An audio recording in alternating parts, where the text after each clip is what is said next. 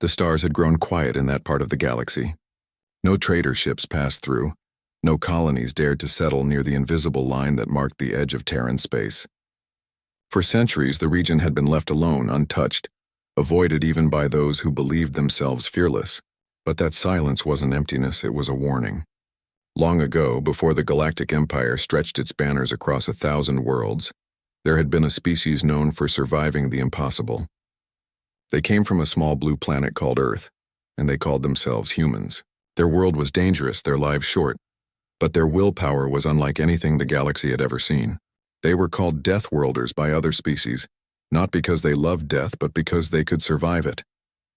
The Terrans had expanded far, building colonies around harsh suns and frozen moons. They did not seek to rule, only to live free and strong, but when they vanished from galactic communication centuries ago, most believed they had destroyed themselves in one of their endless wars. The memory of humankind faded into stories told around mess halls and academies, tales of warriors who could fight without fear, who would rather die than surrender. To most, these were just myths. To some, they were warnings. Then one day, the Galactic Empire's exploration fleets reached a lonely moon orbiting a dim red star. The moon was quiet, barren, and cold, but the explorers found something impossible: an ancient relay station still active after centuries. The metal was scarred and rusted, yet its core hummed softly, alive. The crew tried to connect, curious to see what data the old system might hold. What came next froze every heart aboard. A voice, old, deep human, spoke through the static. The words were simple, spoken in a language long dead, but translated automatically by the Empire's systems. Turn back. This is Terran space. Trespass and you will not return. The captain of the exploration ship stood in silence. The voice had no emotion, only cold certainty. It was a message made for anyone who dared to cross that boundary. The crew looked at one another, half in disbelief, half in fear. Was it possible? Could the Terrans still be out there watching? The Empire had ruled for over 4,000 years. No world had resisted its armies, no system had stood in defiance. And yet that single message felt heavier than the power of any fleet. It wasn't just a warning, it was a promise. The data logs showed the message had been repeating for nearly 300 years, untouched, unaltered. Someone or something had made sure it continued. The captain sent the recording back to Imperial command. Within weeks, it spread through the Empire like wildfire. The senators laughed. The scholars dismissed it as old technology left behind by a long-dead race. But the admirals, the ones who had studied ancient wars and human history, said nothing. Some remembered the legends: the Terran defense wars, the siege of Titan, the fall of the Xerthi Empire, all tales that ended the same way. Humanity warned first. Those who ignored the warning vanished. In the grand halls of the Galactic Senate, debates raged. Should they investigate? Should they destroy the old relay and claim the system? Many said yes, eager to prove that the Empire had no reason to fear ghosts. Only one man, Admiral Karen, spoke against it. He was old, gray, and known for his calm judgment. He stood before the Senate and said, "If the Terrans truly are gone, we gain nothing by entering their lands. If they are not gone, then we gain nothing by provoking them." His words were met with laughter. One senator mocked him, saying, "You fear stories told to children." Karen replied quietly, "Stories are how civilizations remember truth." Still, the Empire was too proud. It always had been. For generations they had crushed rebellions, conquered species, and bent entire worlds to their will. To them the warning was not a threat, but a challenge. In the years that followed, the message became a curiosity for historians, a relic of another time. But for those who traveled the stars, especially near the Terran border, the warning felt alive. Traders spoke of strange sensor glitches, of shadows that followed ships but never appeared on radar. Some said they heard voices over their comms whispering in human languages. The Empire dismissed these as hallucinations or malfunctions. Yet every few years a small vessel would go missing near the border, and no trace was ever found. One young officer, Captain Raylan, once recorded an eerie phenomenon. As his patrol approached the edge of mapped space, their ship's navigation systems began to rewrite themselves. Every attempt to plot a course beyond the invisible boundary failed. The computers would return the same phrase over and over, burned into the display: restricted zone, Terran authority. When Raylan reported it, the engineers found no trace of the message in the ship's memory banks. It was as if the ship itself had been warned. Whispers began to spread among the lower ranks of the Imperial fleet. Some called it the Ghost Line. They said beyond it lay the remains of the Terran worlds, protected by something powerful, perhaps machines, perhaps something else. A few believed humanity had never truly left. They thought the Terrans had simply chosen silence, building in secret, watching the galaxy from afar. And if that were true, then they were waiting for the day when someone crossed the line, so they could remind the galaxy what humans were capable of. Meanwhile, on the forgotten moon where the warning was first found, the old relay continued to transmit. Its systems, powered by self-repairing nanotech long beyond Imperial understanding, remained untouched by time. Every few hours, the message repeated in every known galactic language: turn back. This is Terran space. Trespass and you will not return. It wasn't a threat spoken in anger. It was calm, final, absolute. The kind of voice that came from a civilization tired of war, one that had nothing left to prove. Across the Empire, debates continued. Explorers wanted to see what lay beyond. Scientists wanted to study Terran technology. Generals wanted to test their strength. But beneath all that ambition was fear, deep, instinctive fear. Even the Emperor, sitting on his golden throne, felt it. He ordered that the warning be recorded and stored in the Imperial archives, sealed as a cultural artifact.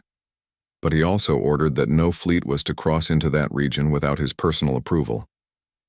He called it caution. Others called it wisdom. In quiet corners of the galaxy where stories traveled faster than light, the legend of the Terrans grew again. Children of alien worlds whispered about the deathworlders who once faced extinction 100 times and survived every single one. They said the Terrans didn't conquer the stars, they endured them. They adapted to worlds that no other species could live on. They built homes in radiation storms and frozen voids in the hearts of dying suns. Their bodies broke, but their will never did. Even after they disappeared, their presence lingered like a shadow. And so, when the Empire's explorers brought back that old recording, it was more than just a warning.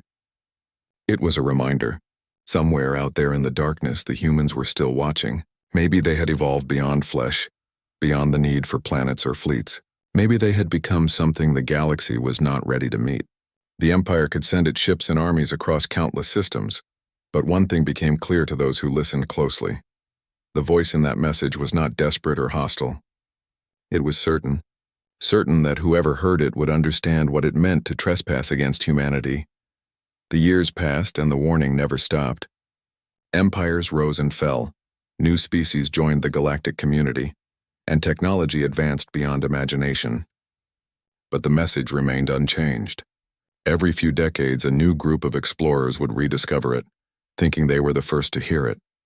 And every time the result was the same: confusion, fear, and silence. The relay would speak, and those who listened would turn away, pretending not to hear. But deep down they knew. The Terrans were still there, waiting, watching, guarding the border they had drawn so long ago. And so the warning continued to echo across the stars, endless and unwavering. Turn back. This is Terran space. Trespass, and you will not return. It was not just a message from a forgotten race. It was the voice of history itself, reminding the galaxy that some lines should never be crossed. The Galactic Empire was vast and proud, stretching over 1,000 worlds and ruled by an iron will. It had crushed rebellions, erased entire species, and brought countless systems under its flag.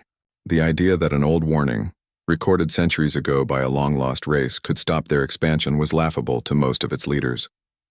When the message from the ancient Terran relay reached the Emperor's council, many senators and admirals mocked it. To them it was just a relic from a forgotten time, an echo from a dead world. They said the humans had vanished, destroyed by their own violence long ago. But deep down, a few older officers felt uneasy.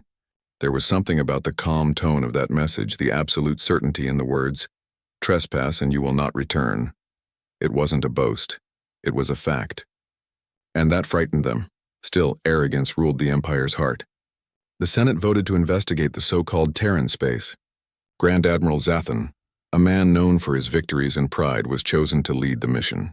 He commanded one of the largest fleets in Imperial history, over 200 warships armed with weapons that could destroy moons. To him, the warning was nothing but a chance to prove the Empire's superiority once again. Before departure, he told the gathered officers, "No ghost or myth can stand against the Empire. If these Terrans ever existed, we will uncover their graves and place our banner upon them." The fleet launched with great ceremony. Crowds on capital worlds cheered as ships jumped into hyperspace, leaving behind trails of light. The mission's purpose was simple: map Terran territory, locate any resources, and establish new colonies if the region proved empty.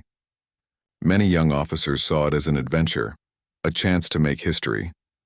They laughed about the warning during meals, joking that they'd bring back souvenirs from the deathworlders. But as the days passed and the fleet approached the unmapped zone, the laughter slowly faded. The first sign of trouble appeared when their long-range sensors began to fail.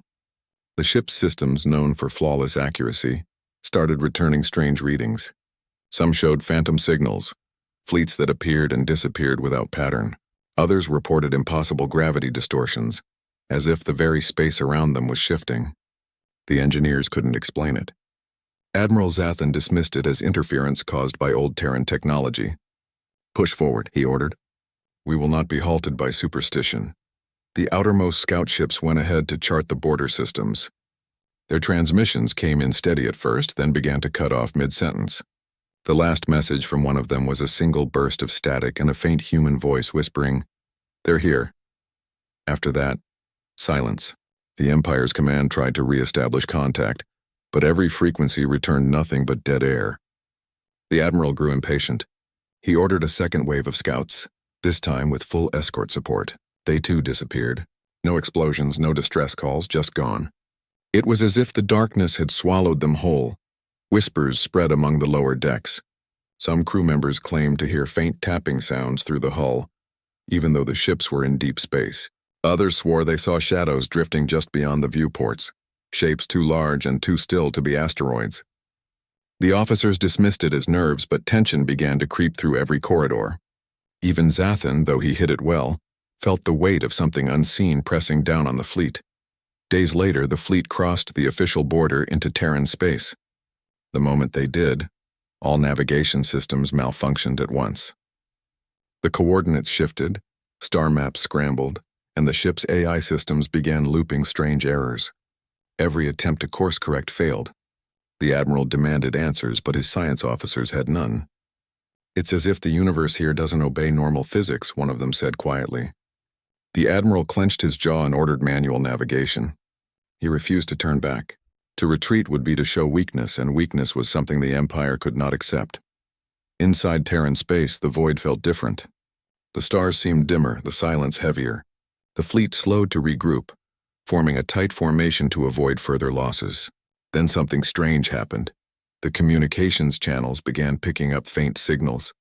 They were old, distorted, but unmistakably human. Voices speaking in ancient Terran dialects, repeating phrases no one could understand.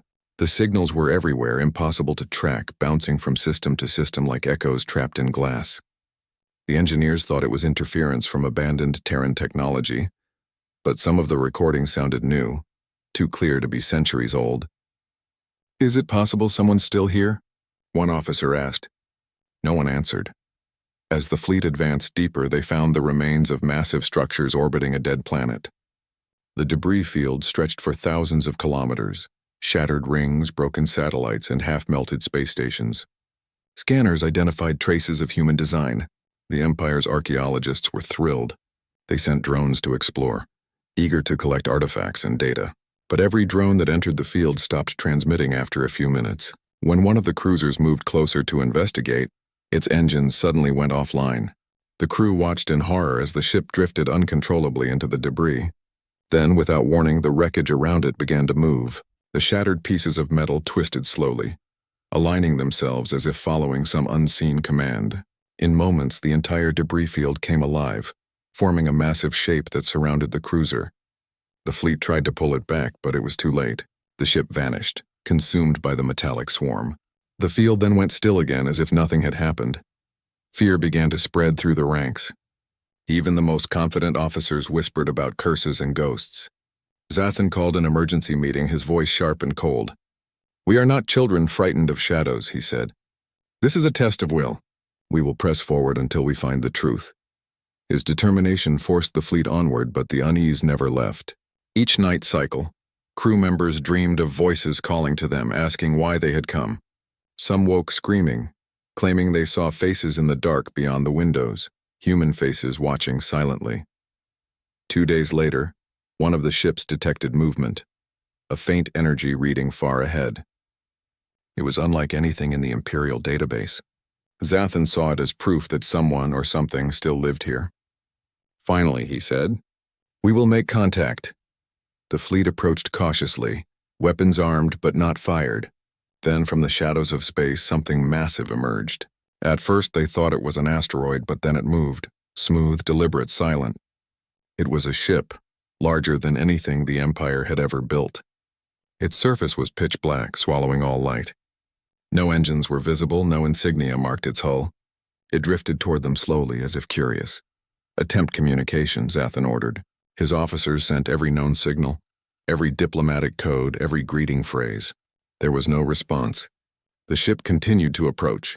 Then, without warning, all Imperial sensors went dark. The fleet floated blind in the void. A voice came through every speaker at once, clear and calm. "You were warned." It spoke in perfect Imperial standard. For a long moment, no one moved.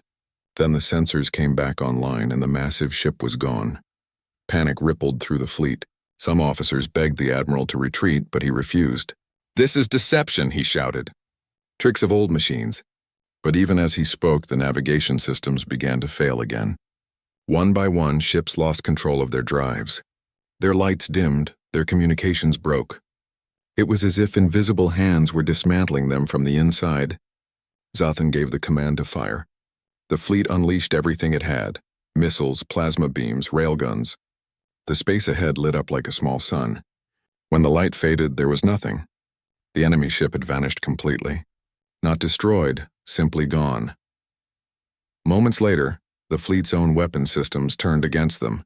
Screens flashed red, targeting locks activated without command. Ships began firing on one another. Chaos erupted. Crews screamed over comms, trying to shut down systems that no longer obeyed. Zathan's flagship trembled under the shock of explosions as smaller vessels detonated nearby. Within minutes, half the fleet was lost. Those who survived fled in terror, abandoning formation, jumping randomly through hyperspace in desperate attempts to escape. Only a few made it out alive. Back in Imperial space, the survivors' stories were dismissed as madness. The Empire refused to believe that an ancient human warning could have such power. But in the dark, far beyond the Empire's reach, the Terran ships watched silently. They had not attacked out of hatred. They had acted out of duty to protect what was theirs. For them, the message had been clear from the beginning. The galaxy could expand anywhere it wished, but never again into Terran space. And those who forgot that would simply disappear, as the Empire's scouts had done, without a trace, without a sound, swallowed by the silence of a people who had survived everything. The silence after the destruction of the first Imperial fleet hung like a ghost in space. The few survivors who returned spoke of shadows, impossible ships, and voices that spoke from the dark. The Senate refused to believe them. Reports were rewritten and the Empire called it an accident caused by a spatial anomaly. But rumors could not be silenced. Whispers spread through the lower ranks of the Navy, through merchant routes and border colonies. Everyone spoke of Terran space, of the place where ships vanished, of the unseen watchers who gave one warning before erasing fleets. Some said the Terrans were a dead race whose machines still defended their graves. Others said they had evolved into something greater, no longer human but something beyond flesh and fear. Still, pride ruled the Empire. No one could accept that an ancient, forgotten species could humiliate them. Years passed and the Empire rebuilt its strength. They gathered data from the survivors, studied every fragment of wreckage and built new weapons. Stronger shields, faster drives, smarter AI. They swore that this time, they would not fail. Grand Admiral Zathan had disappeared with his fleet, and his name was erased from history. Now a new commander, Admiral Veric, was chosen. He was younger, sharper, and more cautious, but he shared the same arrogance that defined all Imperial leaders. He did not believe in myths. He believed in power. When the new fleet arrived near the border of Terran space, everything was quiet. The relay that had first warned them still transmitted its ancient message. "Turn back. This is Terran space. Trespass and you will not return." The voice was the same, calm, human, final. Veric listened to it once, then ordered it silenced. "Enough of this," he said. "We will make contact one way or another." His ships advanced slowly, weapons ready, scanners at full strength. At first, nothing happened. The stars remained still and space was empty. The officers began to relax, thinking the Terrans were nothing but a myth after all. But then faint signals appeared again, weak transmissions bouncing between their ships, repeating strange codes. "It's background noise," the communications officer said nervously. But when they decoded one of the signals, it translated into a message in perfect Imperial standard. "You were warned once. Do not test us again," Veric frowned. "Trace the source," he ordered. The technicians tried, but the signal came from everywhere and nowhere. It echoed from deep space, reflected off invisible points as if the stars themselves were speaking. "It's impossible to locate," one officer said. Veric clenched his jaw. "Then we'll force them to show themselves." He commanded the fleet to enter Terran space. As soon as they crossed the invisible line, the stars around them flickered. For a brief moment, the navigation screens went black. When they returned, the constellations had changed. The fleet was no longer where it should have been. Somehow, in an instant, they had been pulled into another region of space, a place that did not exist on any chart. The stars here were dimmer, and a faint red haze filled the distance like drifting smoke. Then their sensors picked up something huge. A single object was moving toward them at impossible speed. The officers scrambled to analyze it, but the data made no sense. It was massive, far larger than any Imperial dreadnought, but its surface reflected no light, no radiation. It was as if it absorbed reality itself. The closer it came, the quieter the fleet systems became. The hum of the engines dulled, the lights dimmed, even the crew's voices seemed to vanish into silence. The object stopped just outside weapons range. It was a ship, black as the void, perfectly smooth, with no markings or visible engines. It hung there motionless, like a shadow with intent. Admiral Veric stared at it, frozen for a moment. Then he straightened his posture and gave the command, "Open communications." His officers sent every known frequency, every code of peace, every diplomatic request. The ship did not respond. They tried again. Nothing. Veric finally said, "Fine, let them see our strength." He ordered the fleet to power its weapons, not to fire, only to show readiness. Energy readings flared across their scanners, lighting up the void. For a moment, the Terran ship remained still. Then, without any warning, a voice filled every channel, every frequency, every speaker across the entire fleet. "You were warned." The words were calm, spoken with absolute certainty. They carried no anger, no emotion, just the quiet authority of something that didn't need to threaten. Then everything happened at once. Every Imperial ship in the formation suddenly found itself locked by hundreds of targeting systems. Alarms screamed through the decks. The tactical screens filled with red marks, dozens of invisible weapons aimed at them, their origins unknown. The Empire's most advanced scanners couldn't even detect what was targeting them. "Shields up," Veric shouted. But before the command could be fully carried out, the stars themselves flashed white. It was not a beam, not a missile, not even an explosion. It was like reality folded for a second, and when it returned, half the fleet was gone. No debris, no life signs. Just gone, erased from existence. The remaining ships panicked. They tried to fire, but their weapons refused to respond. System after system went offline. Engines died, lights flickered, communications broke. One by one, ships drifted helplessly. The massive Terran vessel moved closer, silent and slow. For the first time in his life, Admiral Veric felt fear. True, paralyzing fear. He could feel the weight of something ancient pressing down on his mind. Then from the Terran ship, another transmission came through. This time it was not a warning. It was a statement. "We have no interest in your empire. Keep your distance. This warning is your mercy." The message repeated once, then cut off. Moments later, the Terran ship vanished without a trace. It didn't accelerate or warp. It simply ceased to exist, leaving behind nothing but emptiness. Slowly, the remaining Imperial ships regained power. The survivors were silent. No one spoke, no one cheered for survival. Every man and woman aboard those ships felt the same thing, a deep understanding that they had faced something far beyond them. When they finally returned to Imperial space, their reports caused chaos. The Senate couldn't deny the evidence this time. The recordings showed everything: the black ship, the voice, the instantaneous destruction. The Empire's top scientists examined the data and found no weapon signatures, no energy traces, nothing that could explain what had happened. It was as if the laws of physics had been rewritten in that moment. Many in the Empire demanded retaliation, calling the Terrans a threat to galactic order. But the Emperor himself refused. He had seen the data. He knew that attacking again would mean extinction. He ordered a total quarantine around Terran space. No ship was to cross the boundary. The order was strict and absolute, but even then not everyone obeyed. Independent traders, mercenaries, and explorers tried their luck, believing the stories were exaggerated. Every one of them vanished. No wreckage, no signals, just gone. And soon even the boldest captains learned to turn their ships away when they neared that part of the galaxy. In the months that followed, strange reports began to surface. On distant worlds near the border, people claimed to see massive shapes moving between the stars. Some colonies received mysterious signals, old human songs or fragments of transmissions in ancient Earth languages. When Imperial scientists tried to trace them, the signals vanished. The Terrans weren't hiding, they were watching. They had made their point. In quiet halls and dark bars across the Empire, the story spread. The deathworlders had returned. They were no longer the humans of old. They had become something more. They had built technology that defied understanding, weapons that could kill without light or sound, and ships that could erase fleets with a thought. And yet they didn't attack. They didn't conquer. They simply guarded their borders and repeated their one rule: keep your distance. This warning is your mercy.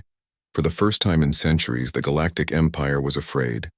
They had fought countless wars and always won, but now they faced an enemy that didn't seek battle, didn't seek power, and yet could destroy them effortlessly, and that made them more terrifying than any army.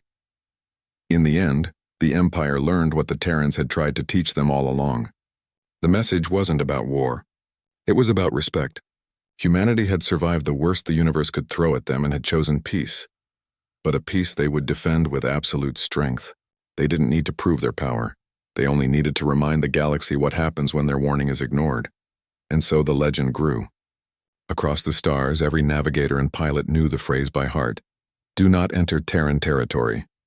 It wasn't just a warning, it was a law of survival. Those who listened lived. Those who didn't simply vanished into silence, their ships becoming nothing more than dust drifting in the dark where the deathworlders watched, unseen and unchallenged, guardians of their own space and the peace they had earned through fire. The surviving ships that escaped from Terran space returned to the heart of the Galactic Empire in silence. Their hulls were scarred, their systems damaged, and their crews broken by what they had seen. No one aboard those ships spoke loudly for days. The faces of the officers were pale, their eyes distant. The Terran message, cold, calm, final, echoed in their minds like a curse. We have no interest in your empire. Keep your distance. This warning is your mercy. For the first time in generations, Imperial soldiers had not returned as heroes. They had come back as survivors of something they could not explain. When they landed at the central space dock, the Empire's authorities rushed to debrief them. Scientists, generals, and senators gathered in hidden chambers to hear what had happened. But the survivors could not give clear answers. Some said the Terrans had destroyed half the fleet in seconds. Others said the ships were erased without a trace, as if swallowed by the void. A few whispered about the voice that had spoken from nowhere, filling every channel with perfect clarity. There were no explosions, no signs of traditional battle. The recordings from the ship logs showed impossible data, energy spikes that broke known physics, sensors detecting weapons that didn't exist. It was as if reality itself had bent to the Terrans' will. At first, the Senate tried to cover it up. They didn't want the public to know that the Empire had been defeated so completely. The official statement said the fleet had encountered an unknown spatial anomaly and suffered catastrophic failure. But rumors travel faster than light. Within weeks, every colony, every border station, and every trader in the outer systems had heard the truth. The Empire had trespassed into Terran space, and the Terrans had answered. The fear spread quietly. Like a shadow through the Empire's veins, soldiers began to whisper the word deathworlders again. It had been a legend once, a story told to frighten children or entertain officers at bars. But now it felt real. Some of the older historians dug through the archives, searching for records from the time when humans had still been part of galactic affairs. What they found only deepened the dread. The Terrans had been known for their unmatched resilience, their ability to fight long after logic said they should surrender. Empires had fallen trying to conquer them. Even in ancient wars, they had warned their enemies first, always giving a chance for peace. But when their warnings were ignored, they struck without hesitation and without mercy. Now it seemed that same principle still guided them. The Empire had been warned twice, and twice it had ignored them. The results spoke for themselves. Weeks after the incident, Admiral Veric, the commander of the Lost Fleet, was declared missing in action. His flagship had never returned. Those who survived under his command were quietly retired or reassigned to distant posts, far from the capital. The Empire wanted to erase the humiliation, but they could not erase the fear. Even among the highest ranks, people began to wonder if the Terrans could see everything the Empire did. There were strange events, fleets losing power near the border for no reason, colonies receiving ghost transmissions that repeated the old Terran warning, and entire sensor stations going offline when they tried to scan too close to the restricted zone. The Emperor himself called an emergency meeting with his most trusted advisors. They watched the recordings together in the great hall of the palace. For nearly an hour, no one spoke. They saw the black ship appear from nowhere, the light that destroyed half the fleet, and the moment it vanished without a trace. When the recording ended, the Emperor leaned back in his chair, his face pale. "If they had wanted," he said quietly, "they could have destroyed us all." No one dared to argue. From that day, the Empire changed its policy completely. A strict order was issued. No Imperial ship was to enter Terran space again. The order was not written as law. It was whispered as command, passed from admiral to admiral, taught in military academies like sacred truth. On every star map, a dark red boundary appeared, marked simply with the words, "Do not enter Terran territory." The border worlds became ghost regions. Stations near the line were abandoned and trade routes were rerouted to avoid even the edge of that space. Still, some people didn't believe. Independent captains, smugglers, and treasure hunters thought the stories were exaggerations, meant to keep others away. They crossed the line secretly, chasing old rumors of abandoned Terran technology or lost riches. Not one of them ever returned. Sometimes a ship would send a distress signal right before disappearing. The messages were always the same. Voices filled with fear, static-filled whispers saying, "They're here," followed by silence. Over time, even the most foolish adventurers learned to stay away. The Terran border became a line of superstition and fear. Pilots would perform small rituals before flying near it, whispering prayers or touching their ship's hull for luck. Some said if you stared too long into the void beyond the border, you could see movement, massive shadows gliding silently between the stars. Others claimed to hear faint music on the comms, ancient human songs drifting across the darkness. No one could prove it, but no one dared to investigate either. The Empire's scientists grew obsessed with understanding what had happened. They studied every recording, every scrap of data, every survivor's account, but nothing made sense. The energy readings were beyond comprehension. The weapons had no detectable source. The Terran technology seemed more like magic than machinery. One physicist, after months of study, wrote in his final report, "What they use is not technology, it's understanding. They know the universe in ways we never will." Shortly after writing that, he resigned and disappeared. The fear became a quiet part of Imperial life. People stopped talking about it publicly, but it was always there, lingering in the background. On the border colonies closest to Terran space, people lived in uneasy peace. They called it the silent frontier. No one crossed and nothing crossed out. Yet sometimes miners reported strange readings deep in asteroid fields. Massive energy signatures appearing for a few seconds and then vanishing. Some said it was the Terrans watching, ensuring no one trespassed again. Years passed, but the fear never faded. In fact, it grew stronger. Every child in the Empire grew up hearing stories of the deathworlders who turned away the Empire's fleets. It became part of the culture, a mix of legend and warning. Soldiers joked nervously that if you disobeyed orders, the Terrans would come for you. Pilots refused missions that went too close to the border. The Empire's pride had been replaced by quiet caution. Yet even as fear spread, a small part of the Empire's leadership began to respect the Terrans.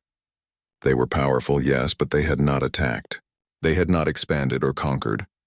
They had simply defended their space and asked to be left alone. In a galaxy ruled by greed and domination, that restraint was unheard of. Some senators began to call the Terrans the Guardians of the Dark, while others called them the Silent Empire. It was clear they had technology and power far beyond anything known, but they used it only for defense. To many, that made them even more terrifying. One night, an old war historian named Saren addressed a small gathering in the Imperial Academy.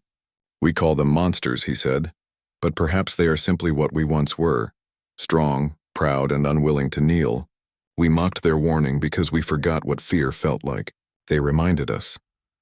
His words spread through underground channels and became famous, though the Empire tried to suppress them.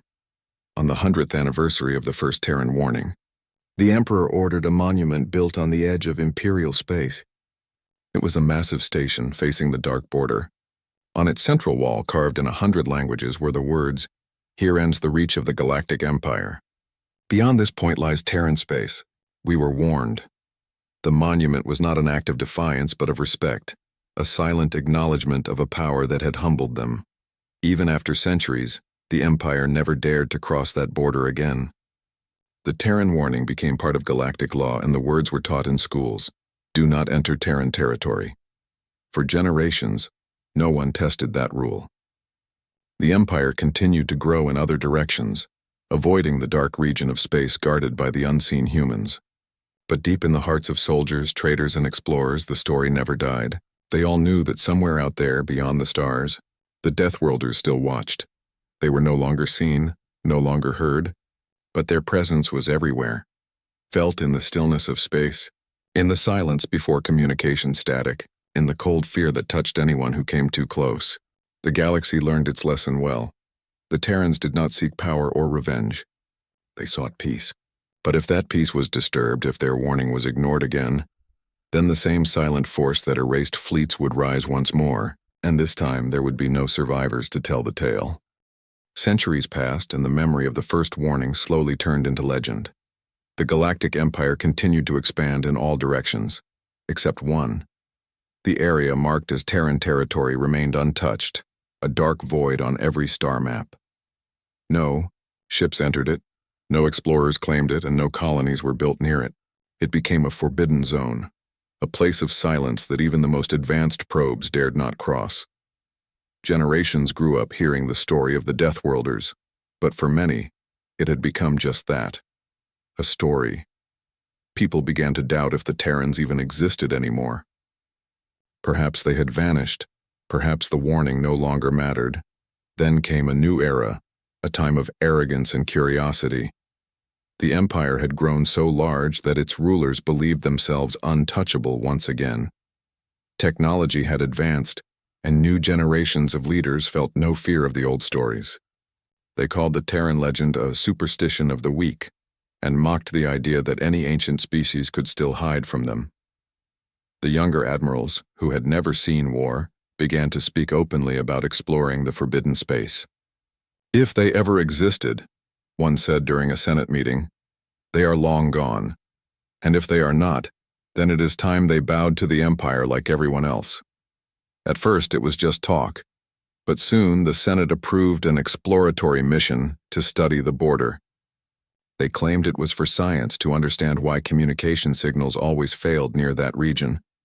In truth, it was an act of pride, a test to see if the old warnings were still real. The fleet chosen for the mission was small but powerful, led by Admiral Cassian Row, a man known for his boldness and ambition. He was young, clever, and utterly fearless. He did not believe in ghosts, and certainly not in humans. When Cassian stood before his crew before departure, he gave a speech that echoed through the Empire's media channels. "We are the light of civilization," he said. "We do not hide from shadows. Whatever lies beyond that border, we will find it, understand it, and bring it into the fold." His words were met with cheers, and the people celebrated the mission as a sign of progress. But among the older, generation, those who still remembered the stories, there was only quiet dread. They had seen this pride before. They knew how it ended. The fleet reached the edge of Terran space after weeks of travel. From the outside, it looked like ordinary emptiness. No planets, no stations, no ships. But the moment they crossed the invisible line, the stars changed. The sensors began to fail. Readings went wild and strange distortions appeared around them. Communication with the Empire grew unstable, then silent. Still, Admiral Cassian ordered his ships forward. "It's just interference," he said confidently. "Press on." They advanced for 3 more days before they found something. In the distance, floating quietly in the void, was a structure unlike anything they had ever seen. It was massive, larger than any Imperial fortress, black and smooth like glass. It gave off no light, no energy readings, and yet their instruments couldn't ignore it. It was there, real and solid, casting a faint reflection of the stars. Cassian ordered a small team to approach it. As they drew near, strange signals began to fill their systems, fragments of voices, songs, and something like a heartbeat echoing through the comms. When they finally reached the surface, they found markings, symbols and letters carved in a language long forgotten. But the ship's translators recognized one word immediately: Terra. The moment the word appeared on their screens, the lights in their ship flickered. The heartbeat sound grew louder like a warning drum. Then, without a word, the black structure began to change. Panels shifted, lights awakened, and a deep red glow spread across its surface. It was not dead. It was watching. Cassian shouted orders to pull back, but it was too late. Every ship in the fleet was suddenly hit by an invisible wave. Systems crashed, engines died, and communications were flooded with a single repeating message. It wasn't a voice, but it felt alive, calm, cold, and impossibly human. "You were warned," it said. "This is your last lesson." Then, space itself seemed to shatter.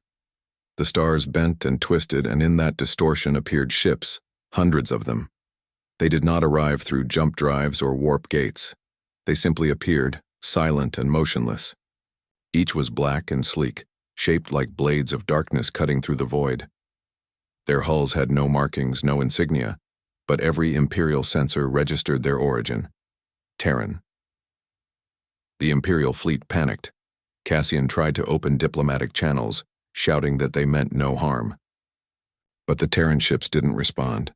Instead, one of them transmitted an image, a memory, old and clear. It showed the moment centuries ago when the first Empire fleet had invaded Terran space. The destruction, the arrogance, the warning. Then the image shifted to the present, showing Cassian's face and his fleet crossing the same line. The message was clear. History was repeating itself. Before Cassian could give another order, the Terran ships moved, but they didn't fire weapons. They simply vanished again, and in that instant every Imperial ship was disabled. Gravity shifted and the fleet was pulled back, thrown out of Terran space by forces they couldn't understand. The survivors found themselves drifting just beyond the border, all systems dead, but alive. When they regained power hours later, the red line on their star maps had changed. It now glowed with faint light, and a new message appeared on every screen. "This boundary is permanent. Do not test it again." The fleet limped home, silent and shaken. Cassian, once full of pride, returned a broken man. He resigned before the Senate could even question him. "They are still there," he said quietly to the council. "They watch us, and they remember. We must never cross that line again." His words echoed through the chambers, and for the first time in generations, the Empire felt true fear. After that incident, the Empire sealed the Terran border completely. All navigation systems were reprogrammed to prevent accidental crossings. Military academies reinstated the old teachings, and a new law was passed across the galaxy. By order of the Emperor, no ship shall enter Terran territory. Violators will face death. The rule was absolute, and this time, no one questioned it. But something strange began to happen in the years that followed. Travelers passing near the border reported seeing lights moving in the dark, like silent guardians patrolling their edge. Sometimes they heard faint transmissions, music, laughter, or the sound of a human voice reciting words in ancient Earth languages. No one knew what they meant. Some believed the Terrans were simply reminding the galaxy that they still existed. Others thought it was a sign of peace, that they were watching over the galaxy, ensuring no one made the same mistake again. As the centuries rolled on, the Terrans became more myth than fact. They were spoken of with both fear and reverence. Some called them monsters, others protectors. But everyone agreed on one truth: they were not to be disturbed. The Empire learned to live beside the unknown, to respect the silence that had saved them from their own arrogance. In time, the galaxy changed. New species rose to power, new empires formed and fell, but the border remained untouched. Even when the old Galactic Empire finally collapsed, the Terran boundary stayed. No one dared remove it. It became part of the very structure of galactic civilization, a line not of conquest but of wisdom. And then, one day, long after the Empire was gone, a lone exploration probe from a distant newborn civilization drifted close to that ancient line. Its systems detected something unusual. A signal, weak but steady. It was an old human broadcast, looping endlessly through time. The message was simple, calm, and full of quiet strength. We do not seek war. We do not seek domination. But we will not be threatened. This is our home. Respect it, and you will know peace. The probe recorded the signal and returned to its people, carrying the story of the deathworlders once again across the stars. And so the legend continued, not as a tale of terror but as a reminder that power without respect leads only to destruction. Somewhere beyond that line, the Terrans still lived, watching, waiting, protecting the peace they had earned through fire and war. And the galaxy, now wiser and humbler, finally understood the truth behind their ancient warning. It had never been a threat. It was a promise,